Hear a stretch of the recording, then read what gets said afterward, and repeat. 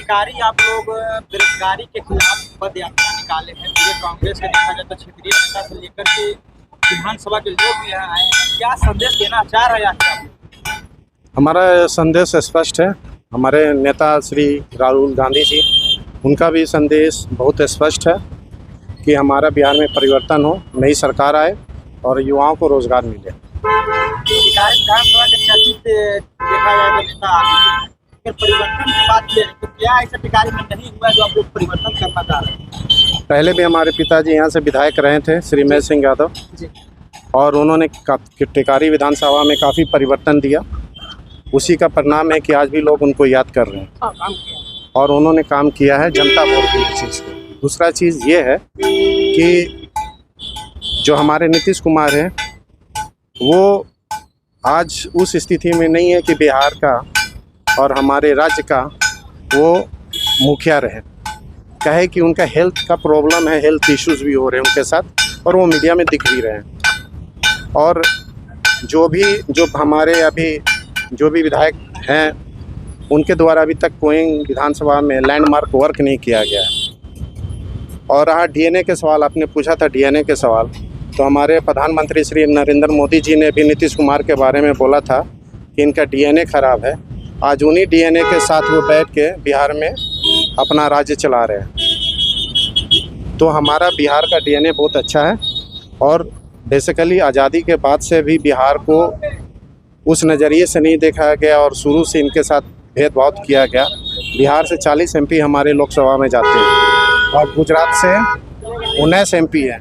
फिर भी 19 जो एमपी है और उनका कोई योगदान नहीं है वहाँ पे, बस एक कैपिटलिस्ट है, इंडस्ट्री है और हमारा एग्रीकल्चर लैंड है, हमारे इंडस्ट्रियल लैंड है झारखंड और बिहार। यदि बिहार से हमारे युवा बाहर जाते हैं तो हमारे लिए दुर्भाग्य है। और कांग्रेस के पास स्ट्रैटेजी है कि बिहार में क्या करना है, बिहार को कैसे अपलिफ्ट करना है, रोजगार कैसे मिलेगा। कांग्रेस को खोए हुए वजूद को क्या आप लोग फिर से वापस ला पाएंगे बिहार में? कांग्रेस कभी विलुप्त हुआ नहीं है, एक विचार है और विचार कभी विलुप्त नहीं होता है, हाँ कम बेसी होता है। और रहा हमारे जो एनडीए की, उनका कोई विचारधारा नहीं, उनका बांटने का काम है कि देश में बांटो और राज करो।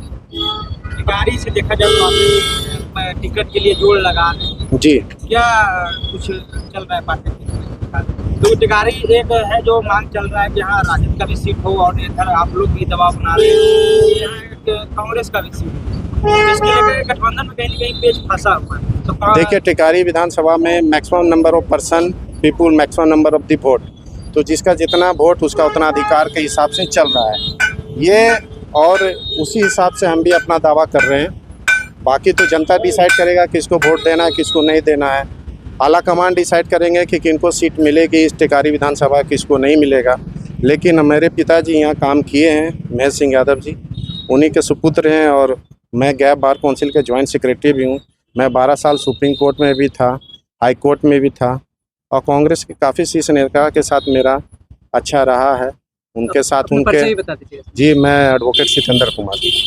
अगर टिकारी की जनता अगर बाई चांस कांग्रेस अगर टिकट आपको दे देती है, टिकारी की जनता भी आप पे विश्वास जताती है, तो क्या कुछ परिवर्तन 2-3 काम कीजिएगा? सबसे पहले टिकारी विधानसभा में जो हमारा डिस्ट्रिक्ट कोर्ट है, टिकारी डिस्ट्रिक्ट कोर्ट, वहाँ पे हम सेशन कोर्ट नहीं हो रहे हैं। यहाँ से आपको कोई भी लीगल मैटर हो तो सिविल का सेशन कोर्ट में एडीजे कोर्ट यहाँ नहीं बैठते हैं और 3 साल से 7 साल से ज़्यादा का मैटर होता है तो ये गया जाके आपको वहाँ पे केस लड़ना है। तो सबसे पहले हम बात करेंगे कि टिकारी विधानसभा में फुल फ्लेज कोर्ट हो।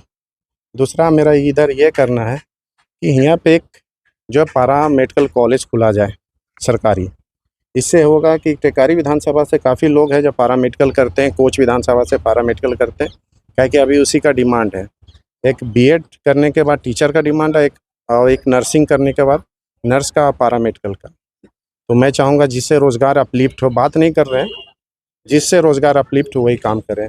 यदि कोर्ट फुल फ्लेज होगा तो यहाँ के लोग को बेनिफिट मिलेगा, रोज़गार भी बढ़ेगा और पारा मेडिकल कॉलेज और नर्सिंग कॉलेज खुलता है तो उधर से भी हम लोग को बेनिफिट होगा, क्या कि अभी इसका हमारा भारत सरकार और बिहार सरकार में वैकेंसी भी निकल रहे हैं इसी जी।